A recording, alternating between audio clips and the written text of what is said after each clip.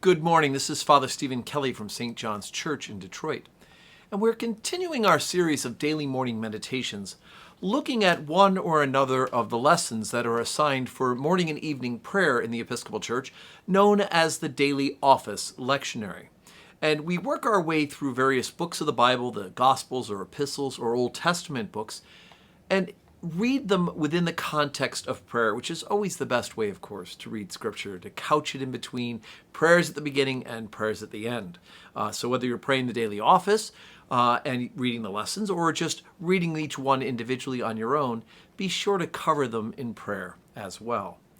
Today I thought we'd take a look at the Old Testament lesson that's assigned for today, and actually hearken a little bit back to yesterday's lesson to set it up as well. And that is from the book of Joshua.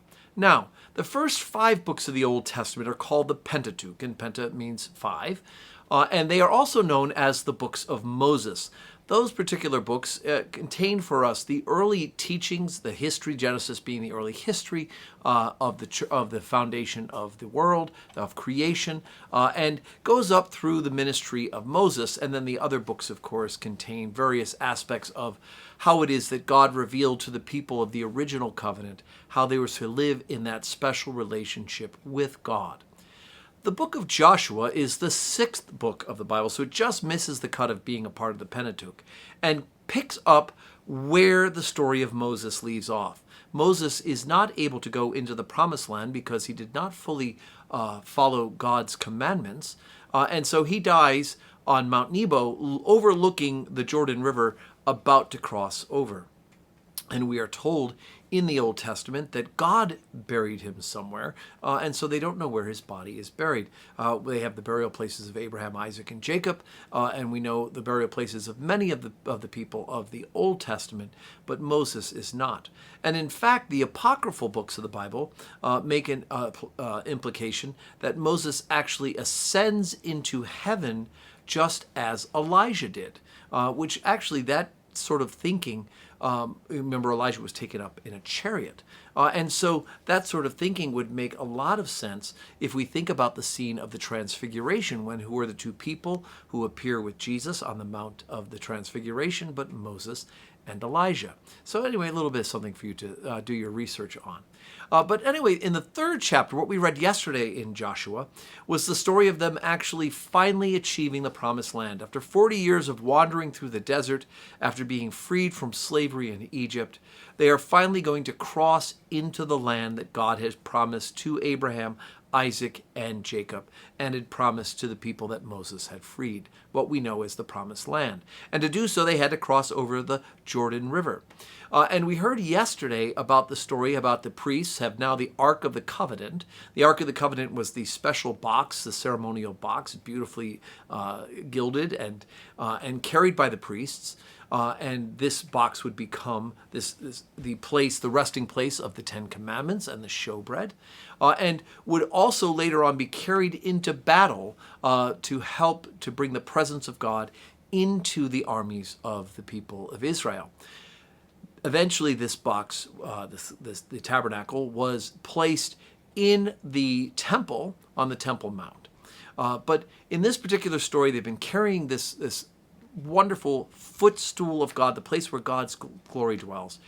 And the priests carry it across into the Jordan River.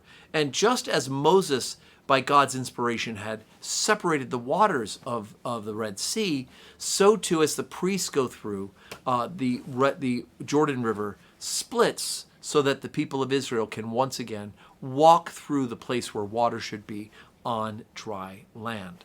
So it would harken back to what happened 40 years earlier. In today's lesson, we hear that Joshua commands one man from each of the tribes. Remember that Jacob, who's renamed Israel, has 12 sons, and they are the fathers of the 12 tribes of Israel.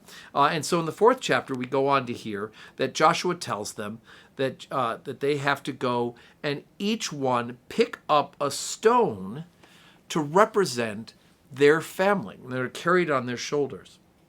And he says that, and Joshua said unto him, Pass over before the ark of the Lord your God in the midst of Jordan, and take you up every man a stone upon his shoulder, according to the number of the tribes of the children of Israel, that this may be a sign among you, that when your children ask their fathers in time to come, saying, What mean ye by these stones? Then you shall answer them, that the waters of Jordan were cut off before the ark of the covenant of the Lord when it passed over Jordan, and the waters of Jordan were cut off.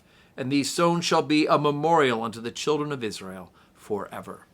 And so, we often will say how important it is that we set up memorials or reminders of the great events in history. And that's exactly what Joshua does in this particular occasion. When they look at these 12 large stones set up on this particular part of the River Jordan, they will be reminded of God's mercy. In the same way that we build these beautiful buildings like we have here at St. John's. It's a beautiful pile of stones, I must say.